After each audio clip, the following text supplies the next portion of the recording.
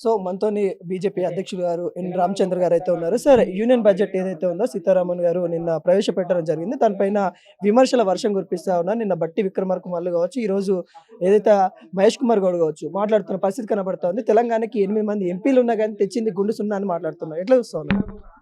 వాళ్ళు గుండుసున్న ఏమైందంటే అర్థం కాదు నాకు. వాళ్ళ బడ్జెట్‌లో నల్గొండకి ఇచ్చారా ఏదైనా? వాళ్ళ బడ్జెట్ పెట్టిన మహబూబ్‌నగర్‌కి ఇస్తారా?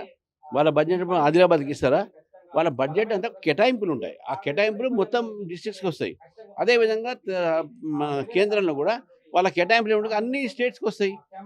తెలంగాణకి ఇంత, దానికి అట్లా ఉండదు. వాళ్ళకు వీళ్ళంతా పరిపాలన చేస్తుండ్రు. వాళ్ళే ఫైనాన్స్ మినిస్టర్. వాళ్ళే ఇట్లా మాట్లాడితే ఎట్టా? అయినా గూడా ఇప్పుడు ఎంఎస్ఎంఈ ఉన్నదనుకోండి, లేకుంటే హెల్త్ సెక్టార్ ఇవ్వండి, లేకుంటే ఇప్పుడు సెమీ కండక్టర్స్ కానివ్వండి, ఇవన్నీ కూడా ఈరోజు దానివల్ల తెలంగాణకు లాభం వస్తుంది కదా! ఎందుకు రావు దాంట్లో? అంటే ఇప్పుడు బీజేపీ సాఫ్ట్‌వేర్ ప్రాంత ఇంజినీరింగ్ ఏరియాలకు ఎక్కువ ఇస్తా ఉన్నారు. ఏం లేదు. అవన్నీ మాటలే.